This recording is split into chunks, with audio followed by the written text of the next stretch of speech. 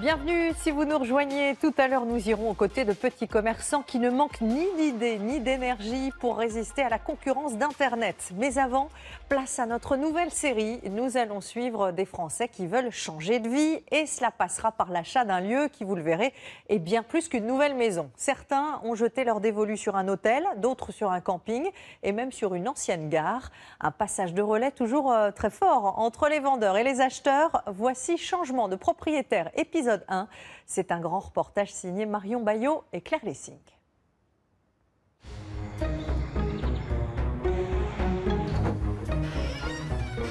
La première fois que je suis arrivé, j'ai dit ça, j'achète. Et là, effectivement, on voit l'état de ruine de la maison. Ah bah là, c'est pile quand on a acheté. Oui, il fallait se projeter. Félicitations. Trop cool. Bon. Je suis propriétaire, monsieur. Voilà, c'est vos clés. Je sais pas dire laquelle ouvre la porte d'entrée. Elles abritent nos souvenirs, nos secrets et parfois nos rêves. Nos maisons renferment toutes des histoires intimes et singulières. Viens voir ces petits rideaux de douche, regarde. Elles sont les témoins de nos vies. T'es pas chez mamie, là? Alors quand vient le moment de vendre ou d'acheter, c'est plus qu'un bien immobilier qui change de main. À chaque fois, c'est une aventure avec ses espoirs Enfant propriétaire! et ses épreuves. Le problème, c'est que la poutre, là, est complètement bouffée. Chaque année en France, environ 1 million de transactions immobilières sont signées.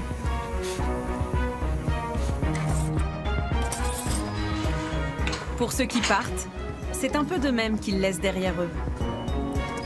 Pour ceux qui achètent, Je vous précède. c'est la promesse d'une nouvelle vie, d'un nouveau départ. Ouais, c'est votre rêve qui devient réalité. Ah, ça y est, Enfin. ouais, ça m'émeut. Voilà, je le dis comme je le pense. C'est vrai qu'on a froid, mais c'est beau.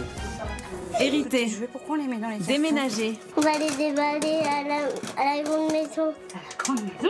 Toupie, 1500. s'endetter, On est pas loin de 30 000, là. rénover, tout quitter. Il se lance dans quelque chose fou, quoi. Classique, insolite, résidence principale ou secondaire, nous allons vous ouvrir les portes de ces maisons dont le destin s'apprête à basculer. Est-ce que vous avez envie qu'on achète cette maison? Non. Non?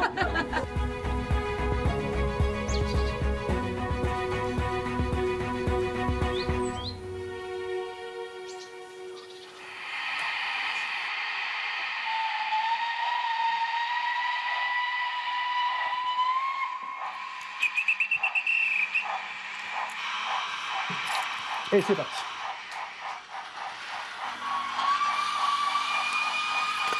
Jean-Philippe a bientôt 58 ans. Même s'il s'en défend, c'est un grand enfant qui vit à fond sa passion. Mais je ne joue pas au train, là. Là, je pratique du modélisme ferroviaire.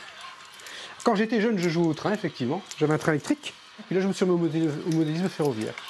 Je vis dans mon monde. Je me retire dans mon petit monde. Voilà. Il n'y a pas une journée que je passe à vivre, sauf quand je suis en déplacement, où je viens dans ma pièce, où je mets mon train en route. C'est vrai, hein, c'est certain. Mais ça me permet d'assouvir une frustration que j'ai eue toute ma vie durant de ne pas être chef de gare. Donc je me suis créé mon petit monde avec du matériel des chemins de fer, hein, différents éléments, et ce petit réseau qui me permet d'être chef de gare. Voilà, c'est ma petite gare.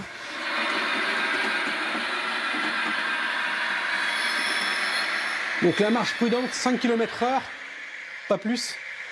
On est parti des services d'embranchement. Sa vocation de chef de gare a été contrariée. Après ses études, son père lui a demandé de reprendre l'affaire familiale. Disons qu'on avait une entreprise et comme j'étais le seul garçon de la famille, avec ma sœur, on est 2 enfants. Il y avait ma sœur qui était plus gestionnaire et puis comptait sur moi pour faire le commercial, quoi. Et on était destiné à ça, in fine. Voilà, in fine, c'était ce qui devait se passer. Et ça s'est passé comme ça. Et c'est très bien. Il y a quelques années, Jean-Philippe revend son entreprise. Aujourd'hui, il est jeune retraité, assez riche pour s'offrir une gare désaffectée.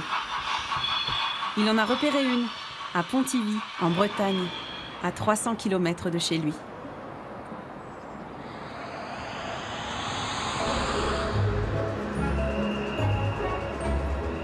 Ces gares à l'abandon, c'est l'histoire de la SNCF.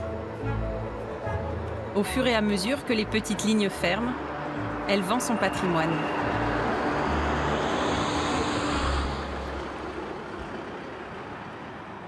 Le bâtiment est à vendre 60 000 €. Il veut le visiter une dernière fois, avant de peut-être faire une offre. Bonjour Jean-Philippe. Bonjour. Elle est belle quand même. Ah oui.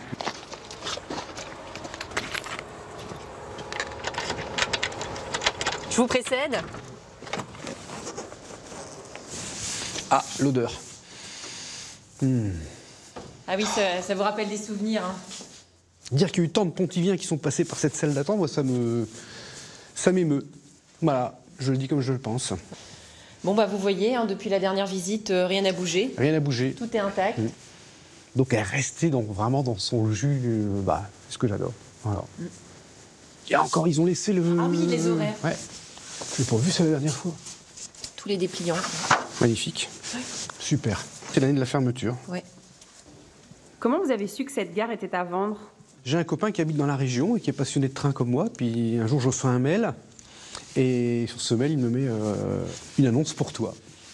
24 heures après, j'appelais l'agence, donc je lui ai mis au téléphone pour une visite. J'ai pas traîné. Coup de cœur terrible. On peut peut-être aller par là. On va aller faire un petit tour derrière, oui. Ah ouais, là, ça a des coffres-forts.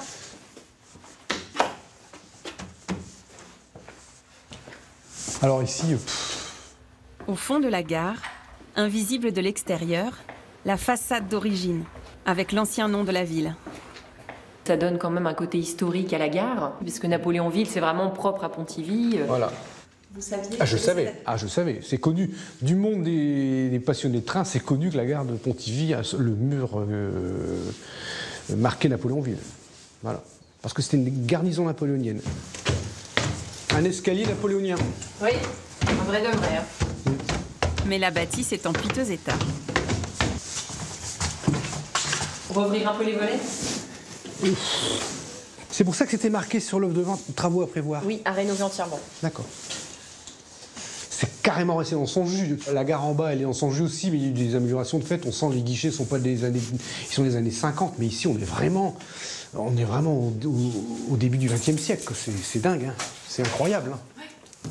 Bon, ça s'est pas encore effondré. Hein, mais... il y a du boulot. Intérieur, toiture, menuiserie, façade, tout est à rénover. Pour sauver le bâtiment, il faut prévoir plus de 800 000 € de travaux. Une somme colossale qui a effrayé tous les autres acheteurs potentiels. Jean-Philippe sera-t-il assez fou pour faire une offre? L'immobilier a ce pouvoir, provoquer des coups de cœur, mais parfois il faut forcer le destin.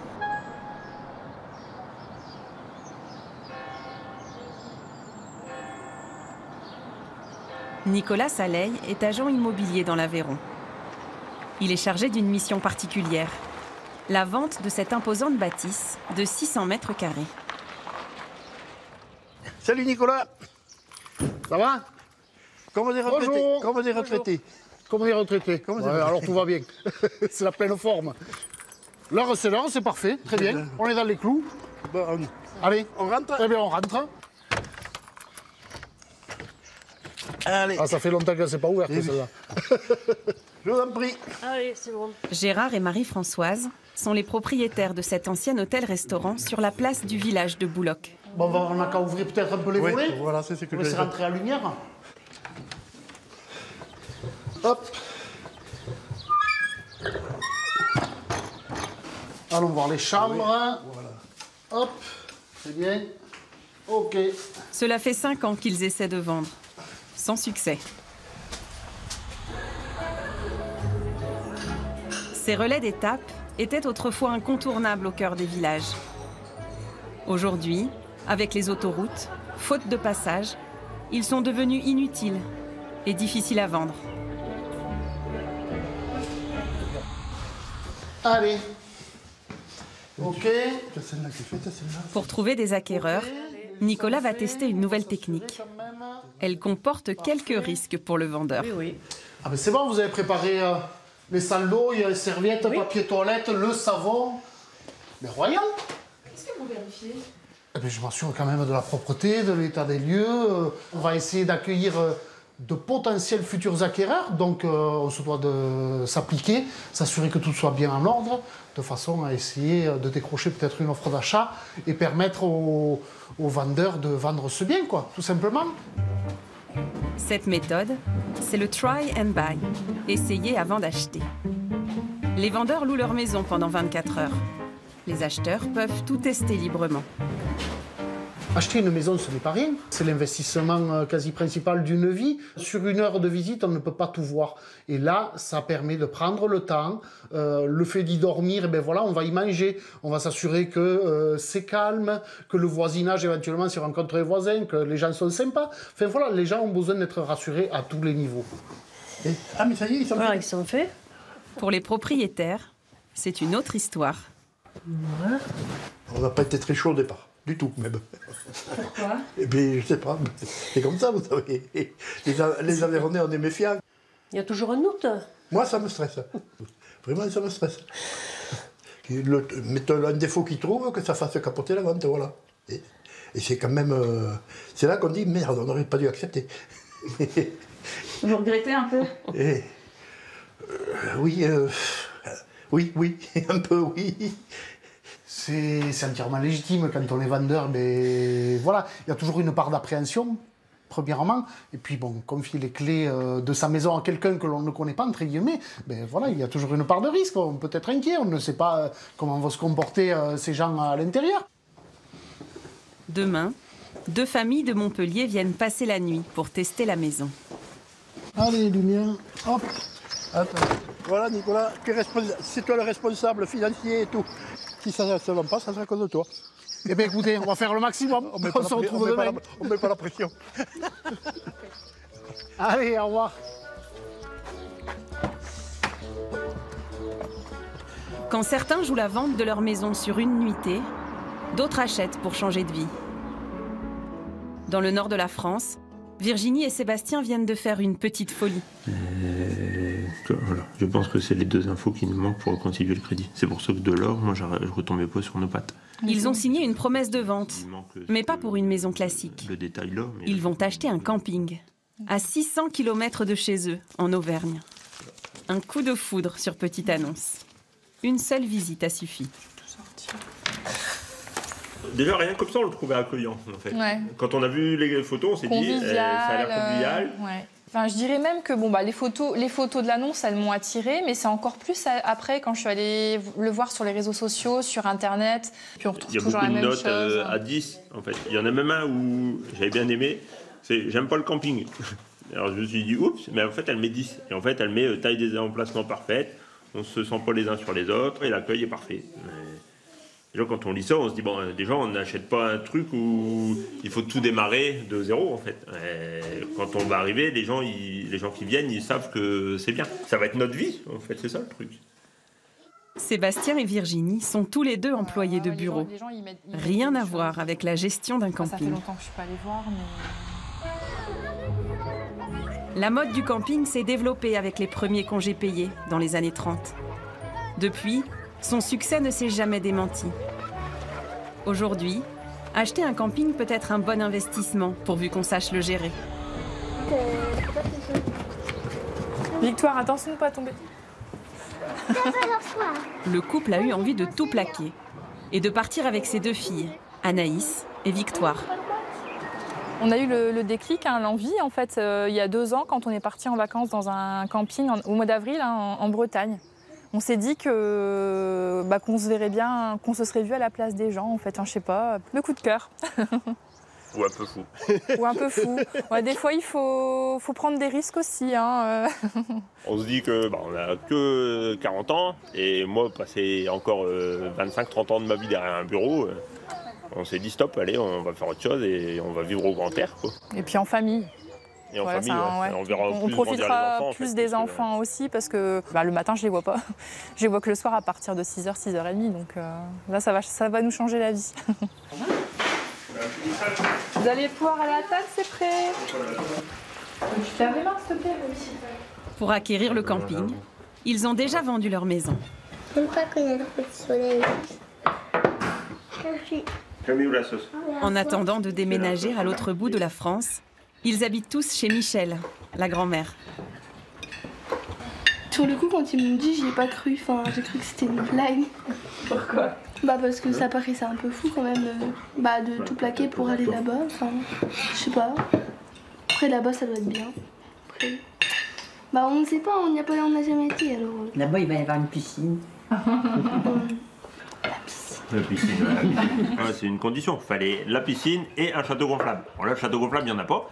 Donc, on l'a mis dans notre prévisionnel et la première année, il y aura le château gonflable pour Victoire. Tout le monde est prêt à partir, hein? Bah... Pourquoi tu me regardes? Mamie? Moi, je pars pas. Pourquoi tu me regardes?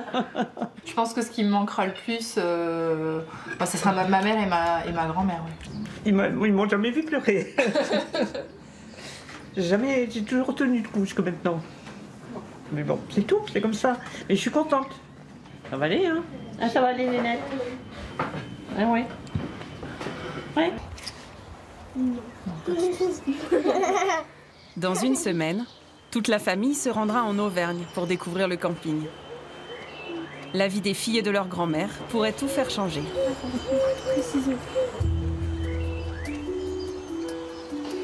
À Cachan, en région parisienne. Bonjour. Un pavillon à l'abandon. Pas de vendeur ni d'acheteur cette fois. Il y a un an, le propriétaire décède. Et personne ne lui connaît de famille. Patrick Potier, un généalogiste, a été mandaté par un notaire pour retrouver les héritiers. Il y a un sacré travail d'élagage. Comment est-ce qu'on va pouvoir accéder à la maison? Bon, ça se fera dans un deuxième temps. Là, on en est qu'au tout début de l'histoire.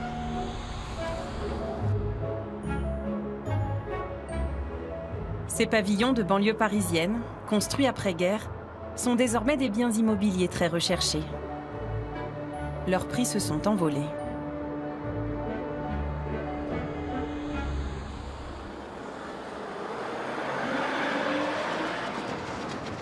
Pourtant, il n'est pas mort depuis si longtemps que ça, mais là, la végétation a quand même bien repris le dessus. Je vais essayer de voir si je trouve un voisin qui l'aurait connu pour essayer de voir si il peut me donner des infos.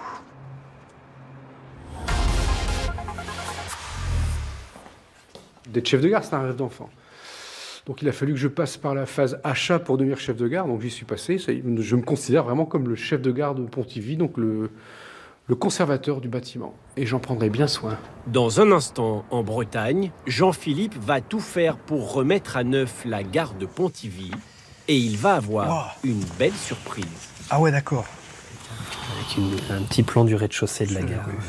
Très honnêtement, je n'avais jamais vu de plan de la gare de Pontivy d'origine, jamais. Ah, je suis content, ça me fait plaisir. Merci Jérôme. Quant à Virginie et Sébastien, ils vont faire visiter leur future acquisition à leur famille, mais le grand camping ne va pas faire l'unanimité. Ah, ça se fait bizarre de se dire qu'on va partir de chez nous, on va tout quitter pour venir ici. Moi, j'espère que quand même que ça va aller. Sinon, ce sera un peu embêtant quand même.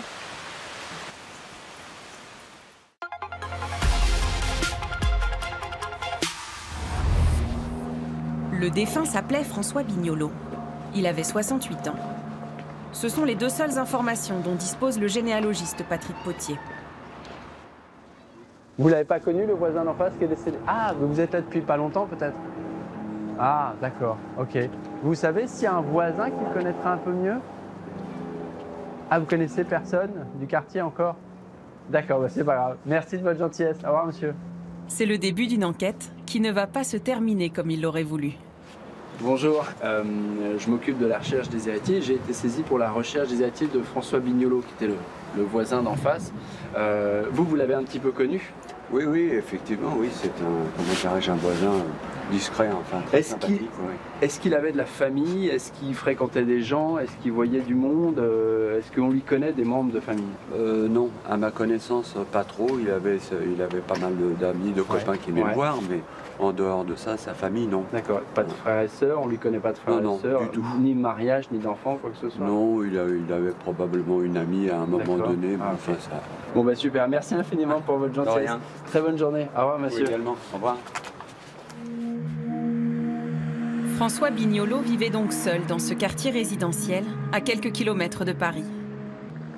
Là, on voit qu'on a un beau patrimoine, il y a une belle parcelle, etc. Donc c'est un bel actif, donc du coup, les héritiers, on sait qu'on ne va pas les rechercher pour rien. Et quand ils toucheront leur part, voilà, ce ne sera pas 20 €, mais quelque chose de sympa.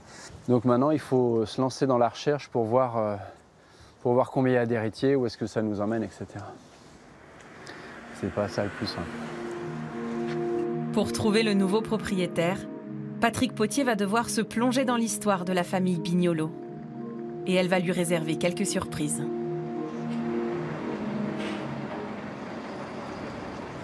En Bretagne, Jean-Philippe a craqué. Il a finalement acheté la gare sans même négocier. 60 000 €, plus les travaux.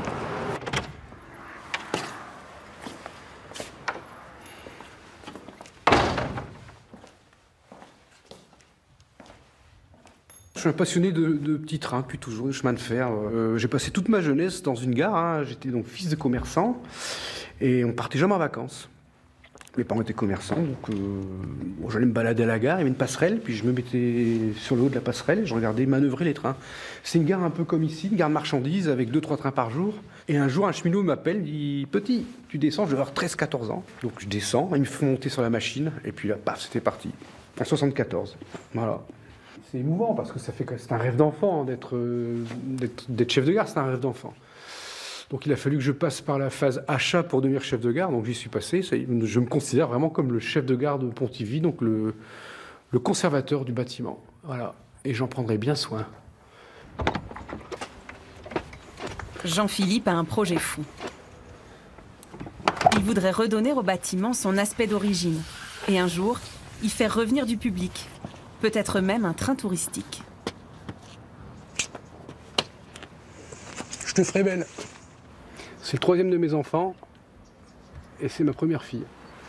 C'est Gare Pondy. C'est la gare de Pontivy. Pour la rénover, il est prêt à investir une grande partie de ses économies, jusqu'à 1 million €.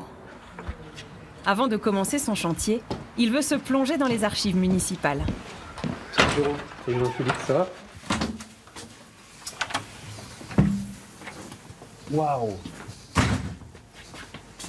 Je t'avais demandé? Non, ah non, je connaissais pas. Ce sont les archives de... C'est ça, c'est toutes les archives de la ville. À peu près 780 mètres linéaires.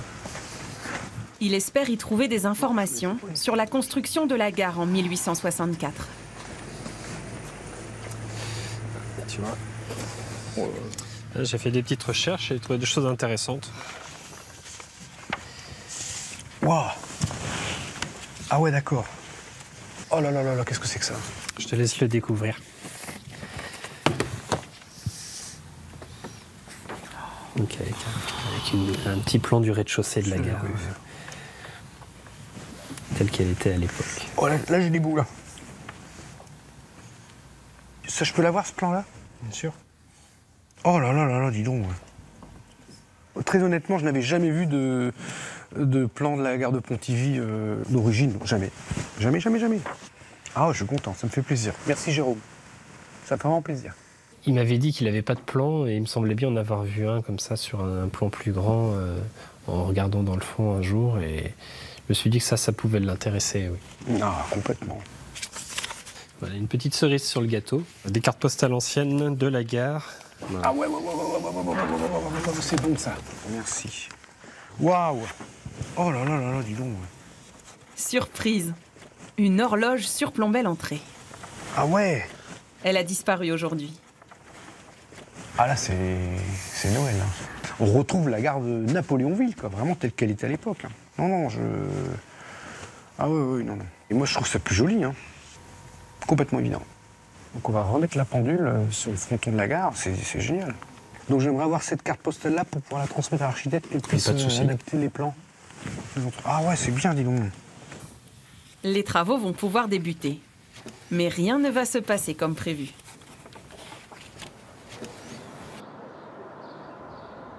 Dans l'Aveyron, c'est pour éviter toute mauvaise surprise que 2 familles viennent essayer la bâtisse qu'ils vont peut-être acheter. L'ancien hôtel-restaurant, situé sur la place du village. On a fait un tour. Pour aller à la maison, là, maintenant.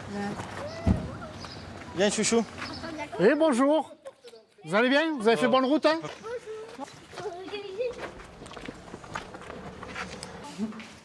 Tu vois? Donne la clé de la porte d'entrée de l'établissement. À qui je la remets? À Jules. C'est Jules qui garde les clés. Le plus petit. C'est toi qui vas garder la clé. Toi, tu as de la chance. Bon, eh bien, écoutez, je vous laisse. Tâchez de passer une bonne nuitée. Régalez-vous bien. Merci. Allez, au revoir, les enfants. Bonne soirée. Au revoir.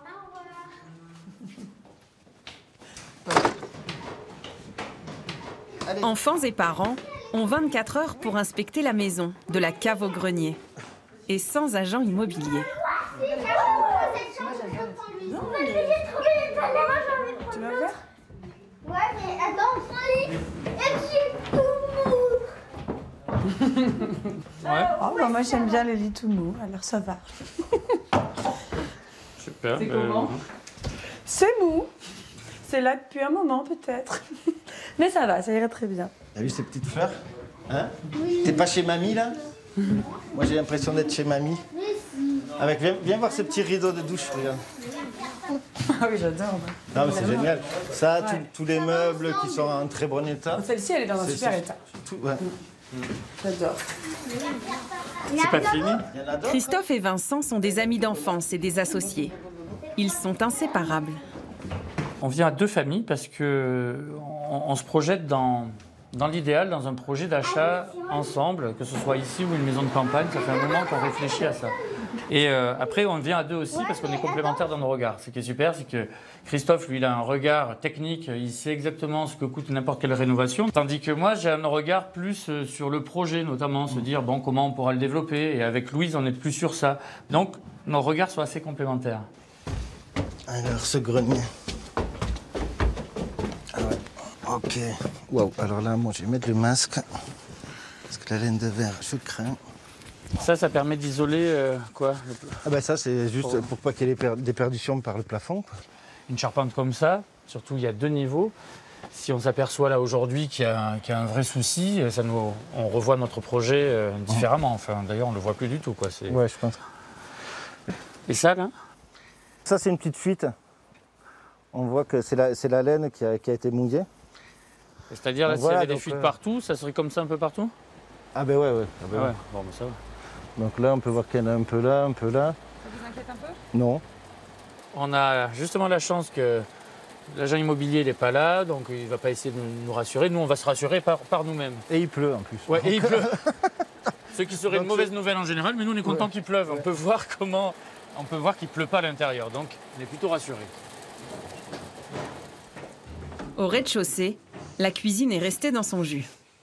Non, après, ouais, les pianos, je pense que... Je pense que ça a cuisiné du sanglier. On verra le goût de la viande demain matin sur la plage. Je crois que c'est pour la côte de bœuf de ce soir. C'est une autre dimension, hein. Tout est très grand, quoi. Ouais. Après, avoir quand même ça comme cuisine d'une maison de campagne entre potes, c'est pas mal, hein, dans l'idée. Ouais. A priori, tout ce qu'on voit, on a demandé, serait laissé. Si on achetait, il y aurait tout ça. Donc ce matériel, il y a même des choses, on ne sait pas à quoi ça sert, mais ça nous plaît. Alors. Le test se poursuit à l'extérieur. Cool, t'imagines, t'as la porte ouverte, les gamins sont là. Bonheur. On est dans un tout petit village et il y a quand même notamment une alimentation. Ça veut dire qu'il y a une petite vie de village. Il y avait quand même un hôtel, une alimentation. Donc on ne se sent pas complètement paumé. Voilà, on peut prendre des exemples pour demain matin. Ah ouais. On en a pas mal déjà. Bonjour. Bonjour. Si on veut des choses pour demain matin, il est peut-être mieux qu'on vous le dise maintenant. Ah oui, vous pouvez mettre de côté, comme ça vous pouvez vous Très bien. que vous voulez. Croissant, pain au chocolat, pain au raisin. 10 croissants. 10 croissants. Non, mais là, il y a des bons produits, c'est super. J'ai les yeux qui brillent. Père, est-ce qu'il nous faut du fromage et tout ça pour ce soir? Vas-y. Ouais, je le mets là. Non. Mais merci beaucoup. Avec plaisir. Miam, miam, miam, miam, Ouais, miam, c'est miam, cool, miam, hein. miam. J'ai faim, j'ai faim.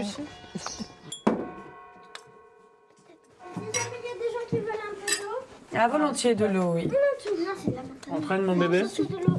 Là, ce qui est marrant, c'est que depuis que l'agent immobilier est parti, on a déjà pris, 3 heures. Et en 3 heures, j'ai l'impression qu'on a vraiment avancé déjà un peu sur le projet. On a techniquement validé des points qui, pour nous, étaient sensibles. Le toit, la cave, les murs. Maintenant, il nous reste vraiment un point à valider. C'est le désir, l'envie. C'est-à-dire, on va passer une nuit et bizarrement, un bâtiment s'est chargé un peu d'ondes. On va voir si ça nous plaît. Demain matin, au réveil, on va savoir si cette maison, on la rachète ou on ne l'achète pas, parce que le dernier soupçon, peut-être de doute, il va se passer sur cette nuit. Santé tout le monde. Si certains ont une nuit pour se décider, d'autres n'ont que quelques heures pour convaincre.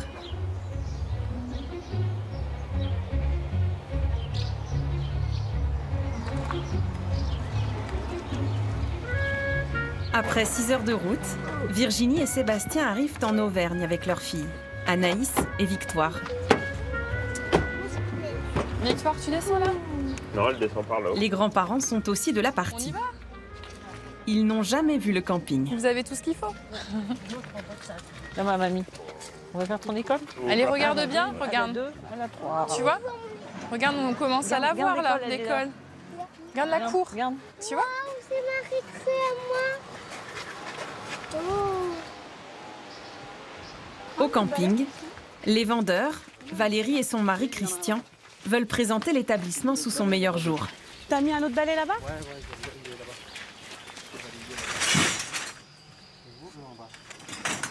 Allez, c'est parti pour le Mikado. C'est la dernière tente qu'on monte pour le camping. C'est pas ça qui va nous manquer, loin de là. Non. Même les ménages, ça va pas me manquer. Non. Allez. C'est parti. Le couple a accepté que la vente n'ait lieu que dans 9 mois, après la saison touristique. Ils se sont engagés à transmettre aux nouveaux propriétaires toutes les ficelles du métier. On est bon? On vend pas n'importe quoi. C'est un projet de vie pour cette famille aussi qui arrive, comme ça a été le nôtre quand on est arrivé il y a 5 ans. Et ça, c'est vraiment important pour nous parce qu'on a envie qu'ils réussissent comme on a réussi ici. C'est le camping, c'est le camping. Tu veux sonner? Ça sonne. Voilà, elle est derrière. T'étais pressée de sonner, hein? Bonjour tout le monde. Et bien, bienvenue. Ma maman, Michel, Nadine, ma belle-mère, et mon beau-père Jean-Claude. Bon, bienvenue. Alors, on fait un petit tour déjà dans le camping? Ouais. Autant tout visiter. Puis il fait beau, on va dire. Oui, faut en profiter. Nous, hier, il faisait chaud. Il était temps qu'on vienne voir le camping. Le fait de venir présenter le camping à tout le monde, ça fait bizarre. Notre future vie. Depuis le temps qu'on voulait revenir, ça fait du bien de venir. Voilà. On s'imagine un peu plus chez nous encore. Ça, quand on est venu, ils n'y étaient pas nous en fait. C'est la première fois qu'on les voit monter pour durer. Ouais. Il y a 4 couchages en fait. Cette visite, Michel, la mère de Virginie, la redoutait. C'est bien, c'est pas trop grand, c'est mieux. Je pense que c'est mieux comme ça quand même. Que le grand complexe, c'est pas évident, quoi. Enfin, je dis pas qu'ils s'en seraient pas sortis, mais au début, c'est peut-être pas évident quand même. Nadine, la mère de Sébastien, elle, a encore des craintes. Il se lance dans quelque chose fou, quoi. Moi, entreprendre un truc pareil, je vois pas moi, je sais pas, je me serais pas lancée là-dedans. Ça me fait peur. On verra bien. Mais n'ayez pas peur. C'est ce que je disais. Il y a des gens qui rêvent et il y a des gens qui réalisent leurs rêves. Et ben voilà, ils font partie de ceux qui vont réaliser leurs rêves. Et ils vont y arriver. Ils vont y arriver. Mais oui, je pense qu'ils sont aussi fous que nous. Et vous voyez, 5 ans après, on est contents. Le plus important pour le couple, c'était de connaître la vie de ces 2 filles. Allez, bon, mettre des tentes. Moi, j'ai mon fils s'y arrêté 2, 3 ans. Comme ça, quand t'es pas sage, hop, on mettra une tente là, puis tu dormiras là. Au lieu de dormir dans ta chambre. Bah si. Ça ressemble à ce que tu pensais? Comment tu trouves? Qu'est-ce qui manque dans le camping qu'on a dit qu'on allait te mettre? Qu'est-ce qui manque? Qu'est-ce qui manque dans le camping, ouais, pour toi? Château gonflable. Voilà, le château gonflable. Je le verrai bien ici quelque part, là, le château gonflable. Là. Il était temps qu'elle le voie parce qu'on est déjà en juin et on emménage le mois prochain. Donc il est temps qu'elle commence à vraiment bien se projeter aussi dans leur future vie. Victoire, la Benjamine de la famille, est séduite. Mais Anaïs, l'aînée, reste encore à convaincre. Ah, ça se fait bizarre de se dire qu'on va partir de chez nous, on va tout quitter pour venir ici. Au début, j'étais un peu mitigée, mais maintenant, je me dis que je pense que ça peut être une très bonne expérience. Après, c'est sûr que ça va nous faire bizarre. Ils n'ont encore jamais vraiment travaillé dans ce domaine-là. Moi, j'espère que quand même que ça va aller. Sinon, ce sera un peu embêtant quand même. Dans un mois, Virginie et Sébastien seront de retour ici pour suivre la formation promise par les vendeurs. Ils vont vite réaliser que gérer seul un camping est loin d'être de tout repos.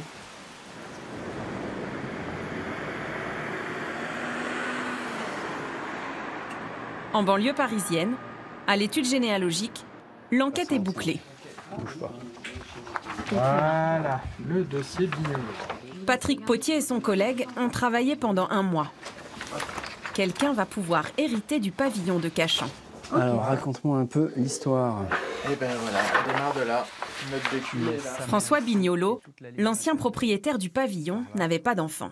Il est issu d'une fratrie de 2 enfants. L'aîné est décédé en bas âge. Faute d'héritier direct, les généalogistes se sont donc intéressés aux frères et sœurs de ses parents. Du côté de la ligne maternelle, ça ne laisse pas de descendance. La maman était fille unique et on remonte ensuite, ils étaient fils uniques, les grands-parents, donc voilà. Ah bah oui. Ça s'éteint assez rapidement. Donc on a passé. Mais du côté paternel, l'enquête a été bien plus compliquée. La recherche. Le père de François était originaire d'un petit village en Italie, où ils ont retrouvé 3 sœurs. On a Fernanda, voilà. Angelina, Annonciata, mais elles sont sans postérité vivante, puisqu'on voit les enfants sont décédés. En Italie, pas d'héritier. Et en France, une seule piste qui mène à un oncle. On avait Pierre, donc, qui est le père de notre héritière, Hélène. Hélène Bignolo, épouse Diard, née le 31 octobre 1936, est donc la seule et unique héritière du pavillon de Cachan.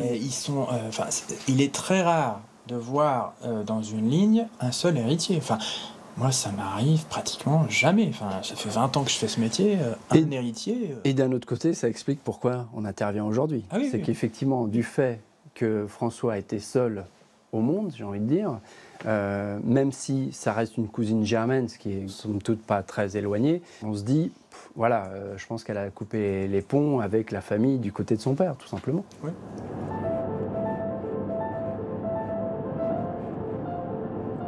Patrick Potier doit parcourir 200 km jusque dans le Loir-et-Cher, avant de révéler à Hélène qu'elle hérite d'une maison, celle de son cousin.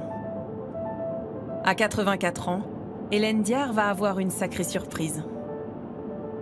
Ça risque, sans forcément changer son quotidien, de lui apporter une jolie mode de beurre, puisque le défunt était quand même propriétaire de son pavillon en banlieue parisienne, donc ça fait plusieurs centaines de milliers d'euros, même s'il y a des droits de succession importants, hein, il va lui rester quand même de quoi passer de très belles fêtes de Noël. La cousine germaine de François Bignolo est une fleuriste à la retraite. Le pavillon de Cachan, elle y passait tous ses week-ends lorsqu'elle était enfant.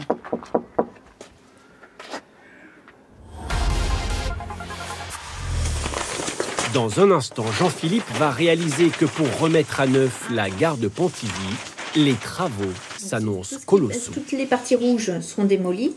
Donc ce sont principalement les cloisons intérieures. Donc on démolit d'abord toutes ces cloisons intérieures pour pouvoir déposer le plancher. Et les planchers sont plus utilisables? Les planchers, non. C'est plus. Ils ont trop travaillé. En tout cas, pour gérer un camping, la première des choses, c'est d'être bien chaussé. Ça donne envie de mettre les tongs pour être en vacances comme les clients, mais non, les tongs, c'est vraiment les chaussures de vacances. Et là, nous, on travaille l'été. Et en Auvergne, Virginie et Sébastien vont découvrir leur nouveau métier, propriétaire de camping, loin d'être de tout repos. Steak haché, frites. Le steak, les frites, le burger, oh là là là là, c'est compliqué. On remplit un petit peu plus quand même. Oui, chef.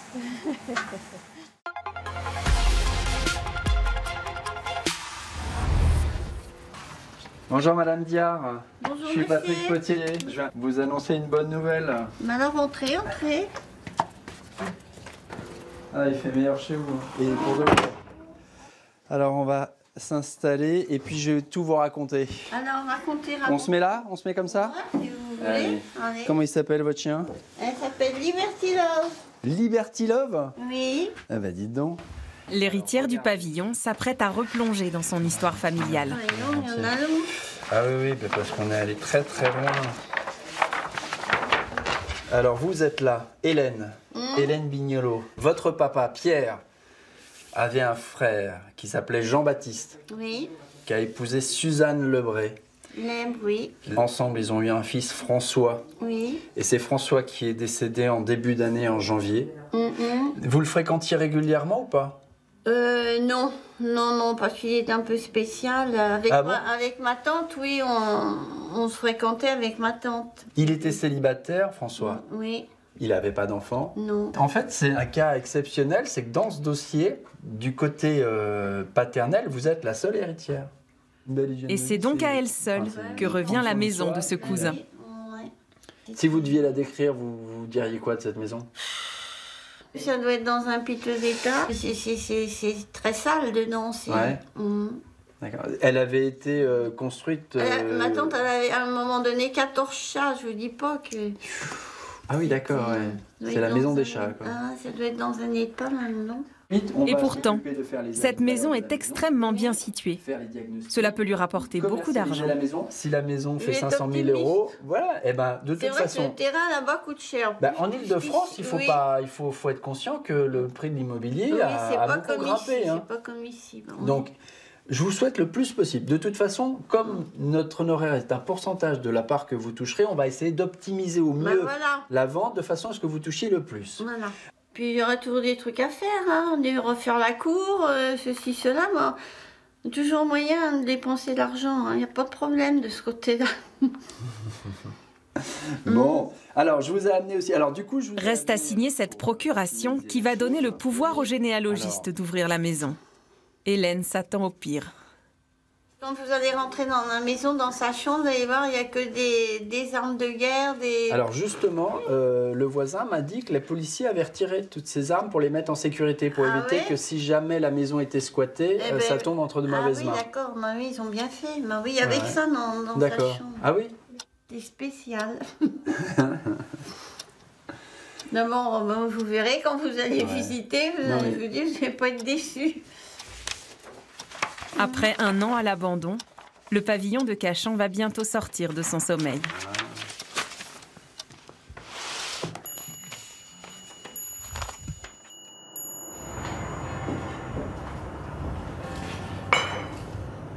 Jean-Philippe, le nouveau propriétaire de la gare, est impatient de lancer les travaux.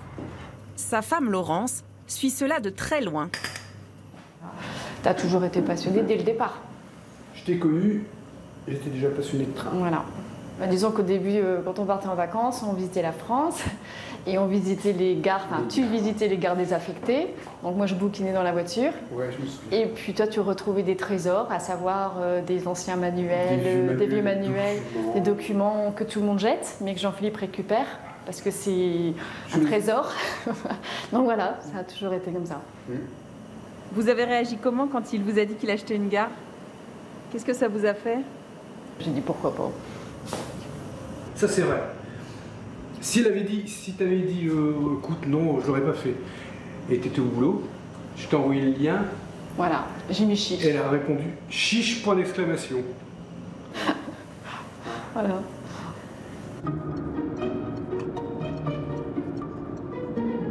C'est donc seul que Jean-Philippe va faire place nette cet après-midi dans sa gare, à 300 km de chez lui.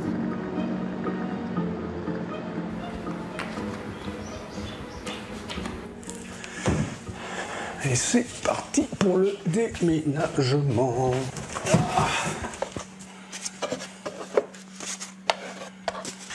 Ouais, ça, je les garde, hein. Je conserve. Hein. Ouais. Ici, la carte enfant-famille. Voilà.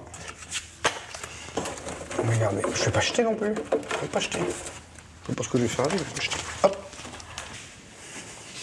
Ça, c'était les documents qui étaient en gare lorsqu'elle a fermé. Hein.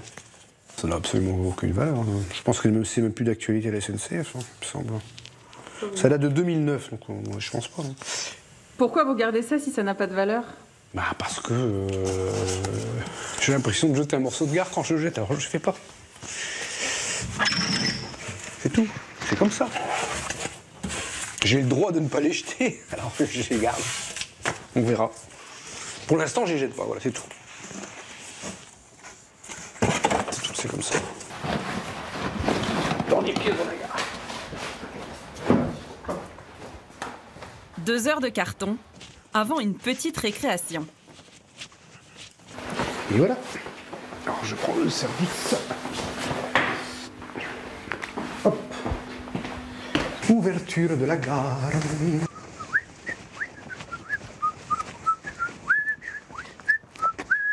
Tout à l'heure, j'ai le marchandise qui arrive de Ré qui va croiser l'autorail de Saint-Brieuc. Donc je vais mettre mes signaux pour arrêter les trains afin d'assurer le croisement. Hop. Le coup de sifflet. En vrai, il y a un train qui arrive? Non. Ah non, il n'y a rien du tout. Mais quand je viens ici, que je suis seul, eh bien, je joue au chef de gare tout seul, sans témoin, sans rien. Voilà. Ça dure 5 minutes. Je me fais plaisir pendant 5 minutes. Après, je range tout, terminé. C'est génial. Là, la gare est encore dans son jus. Elle respire encore les années 50. Donc j'en profite parce qu'une fois que les travaux seront faits, ce sera fini. Ça, c'est maintenant, c'est le moment du rêve. C'est entre le moment de la signature et le moment où les travaux commencent. C'est maintenant que je suis dans le jus de la gare. Je revis la gare telle qu'elle était il y a 40 ans. Et donc voilà, ça fait partie du rêve. Et ça s'arrêtera le jour des travaux. 18 mois de travaux sont prévus. Jean-Philippe voudrait reconstruire l'édifice tel qu'il était au 19e siècle. Bonjour Sandrine. Ça va ? Salut. Salut. Alors, donc là, la gare en état actuel. Et voilà, ça va être l'image de la gare dans quelques temps. Avec la pendule. La pendule qui vient retrouver sa place. La gare dans son état presque d'origine quand même. Presque d'origine, exactement. La façade pourrait être conservée. Mais à l'intérieur, il va falloir tout refaire. Donc toutes les parties rouges seront démolies. Donc ce sont principalement les cloisons intérieures. Donc on démolit d'abord toutes ces cloisons intérieures pour pouvoir déposer le plancher. Et les planchers sont plus utilisables? Les planchers, non. C'est plus. Ils ont trop travaillé.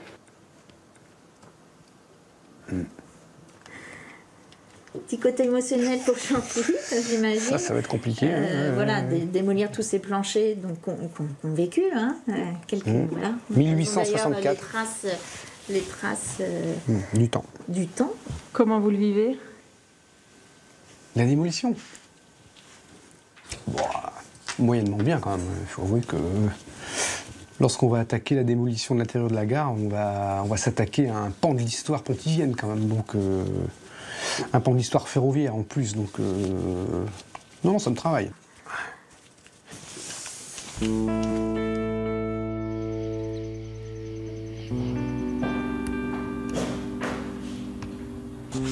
Avant l'arrivée des pelleteuses, Jean-Philippe s'offre un dernier plaisir.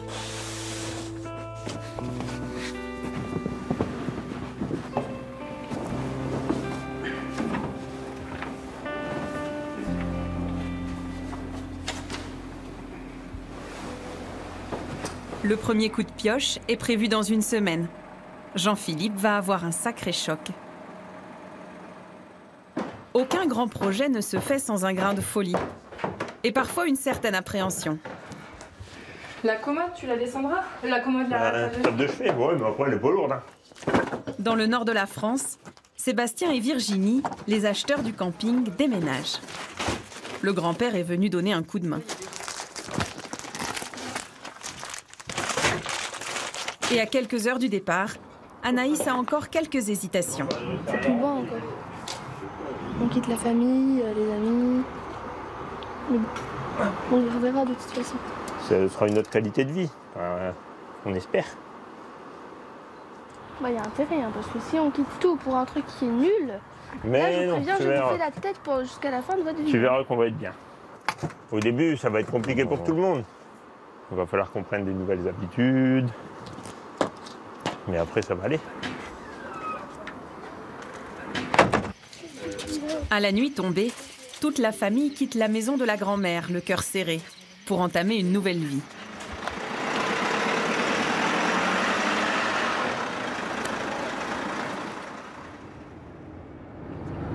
Hop, 5h18. Ça fait quelque chose quand même, hein. On laisse notre vie, donc on va en découvrir une autre. Maintenant, il y a une petite appréhension quand même. On part vers l'inconnu. Mais c'est ça aussi, c'est un challenge. C'est pas mal, c'est pas mal.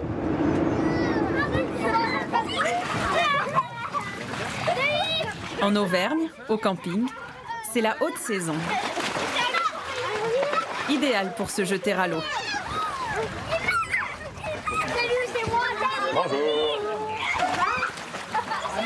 Valérie, l'actuelle propriétaire, va leur donner toutes les clés du métier. En tout cas, pour gérer un camping, la première des choses, c'est d'être bien chaussé. Ça donne envie de mettre les tongs pour être en vacances comme les clients, mais non, non, non. Les tongs, c'est vraiment les chaussures de vacances. Et là, nous, on travaille l'été. Une piscine, 20 chalets et mobil-homes, un snack. Le camping n'est pas grand, mais il y aura largement du travail pour deux. C'est ça, en fait, être gérant de camping, surtout d'un petit camping comme le nôtre. Après, quand on est une grande structure, forcément, généralement, le patron du camping, vous ne le voyez pas en train de faire les sanitaires, c'est clair. Mais nous, on est une petite structure, on travaille en famille. Si on devait à chaque fois ou embaucher ou faire appel à un électricien, un plombier, ce serait pas possible. Faut être MacGyver. Ah ouais. Ah oui, oui, oui, vraiment, on est. Faut savoir tout faire. Faut savoir tout faire. Allez, si on rentre. Allez. Ouais, ça sera steak haché frites pour ouais. Ben, le steak, les frites, le burger, oh là là là là, c'est compliqué.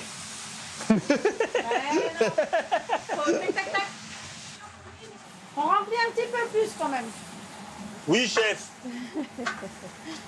J'ai pas osé. J'aime pas que les clients manquent, alors je préfère Non, mais mettre du coup, des j'ai frites. Il y en a assez, chef. Ouais. Hop. T'apprends vite, hein, tu te débrouilles. Vous pensez que vous allez y arriver? Oui, ça va être rigolo. Alors, faut quand même se prendre un petit peu au sérieux, mais si, ça va aller. Mais si, ça va aller. Puis il va falloir. De son côté, Virginie fait ses débuts à l'accueil. Bonjour. Alors, c'est à quel nom? Le maire. Le maire. Oui.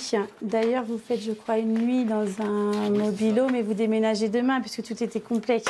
Donc, ça vous fait 251,80, s'il vous plaît. J'ai écrit qu'elle préparait, bon ça paraît logique mais il faut y penser. Les dossiers pour les arrivées du jour sont prêts. Ok, Ben, merci beaucoup. Merci, à plus tard, bon séjour. Bon courage. Ils voulaient changer de vie, ils vont être servis. Fini les horaires de bureau. Bon, vous êtes prêts? Allez, c'est parti. À 22h, il faut encore assurer l'animation.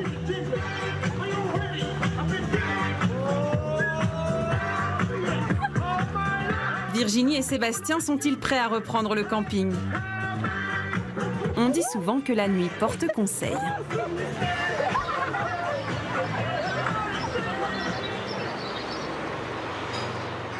Le lendemain matin, en Aveyron.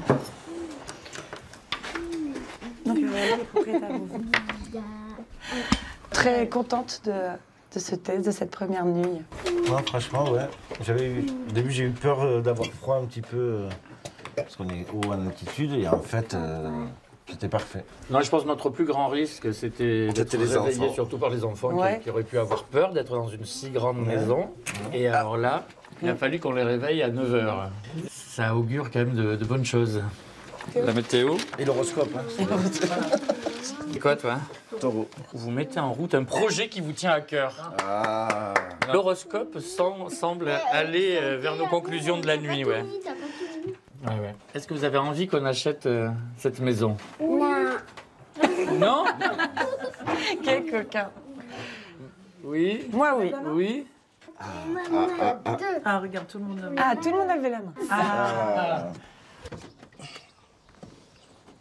Gérard et Marie-Françoise, les propriétaires, vont enfin savoir si le test est concluant. Oui, oui. Ah. Bonjour. Messieurs, dames. Bonjour. Voilà, nous heureux de vous connaître. Enchanté. Bonjour. Bonjour les grands, bonjour les petits. Mais enchanté. Bienvenue chez vous. Oui. Vous avez été combien de temps ici? 32 ans. Et vous êtes de la région? Nous sommes la famille Gobert et sur le Lévezou depuis 1240. Ah oui. Merci de m'accueillir. Dans votre salle de restaurant. Les enfants se sont déjà installés. Mais c'est très bien. Voilà, c'est leur terrain de jeu. C'est la première déjà. des choses, Voilà. que les enfants soient contents. Bon, dites-nous, première impression. La maison est calme, agréable. Voilà, non, c'est une très très belle première nuit. C'est honnête, vous êtes honnête, parce que de l'ouvrir comme ça, c'est forcément, s'il y avait vraiment un problème, vous n'auriez pas eu intérêt à l'ouvrir. Et on a regardé un peu partout, parce qu'avec un agent immobilier, on ne peut pas non plus tout faire. Mais je trouve que c'est un système qui est très bien. Parce que par l'acquéreur, moi, il voit. Il a quelques heures là pour... Exactement. Donc vous avez changé d'avis par rapport à hier? Oui. Mais il n'y a que les imbéciles qui ne changent pas d'avis. On attendait une dernière chose pour avoir le sentiment, c'était de vous rencontrer. C'est-à-dire que hier, on a regardé techniquement, on s'est dit, c'est bon. Cette nuit, avec les enfants, on a vu que tout le monde était heureux, c'est bon. Et on s'est dit, maintenant, si la rencontre se passe bien, on y va.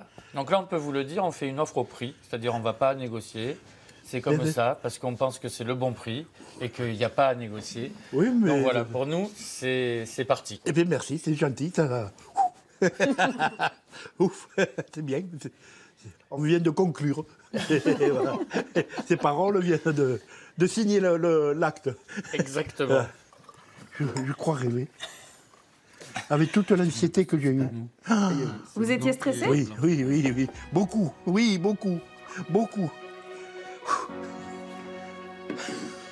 On va trinquer à ça alors. Ah oui. Mesdames.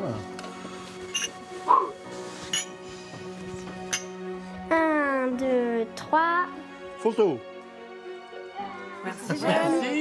Merci.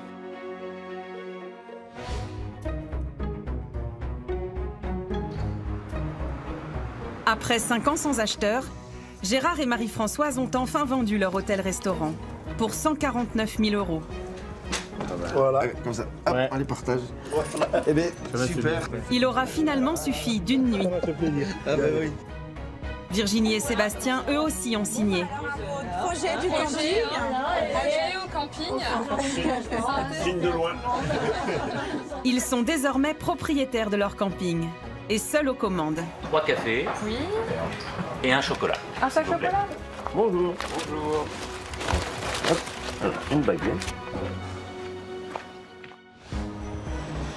Dans le prochain épisode, Jean-Philippe va entamer le grand chantier de sa gare qui sera totalement éventré. D'accord. Cet amoureux des trains va-t-il le supporter? Ah, c'est choquant. Je vous précède? Allez. Allez, alors on va faire tout simple. Hein. Oui. On fait des petits pas. À Cachan, le pavillon à l'abandon révélera enfin ses secrets. Rien. Non mais regardez le bordel. Mon Dieu. Regardez ça de bazar. Et vous découvrirez Jackie et Gilbert. La terre, quand on est arrivé, était en friche depuis 11 ans. Ces paysans ont passé leur vie à faire prospérer leur ferme auberge. Et blanquette de vous, bon appétit. À l'heure de la vendre, ils espèrent ne pas la voir disparaître. Ça, toute notre vie, on le regrettera, ça. Rendez-vous dans le prochain épisode de Changement de propriétaire. Et restez avec nous dans un instant. Reportage découverte vous emmène au cœur de la grande bataille des commerces de proximité. Comment résister aux géants d'Internet? Certains ont trouvé la solution. À tout de suite.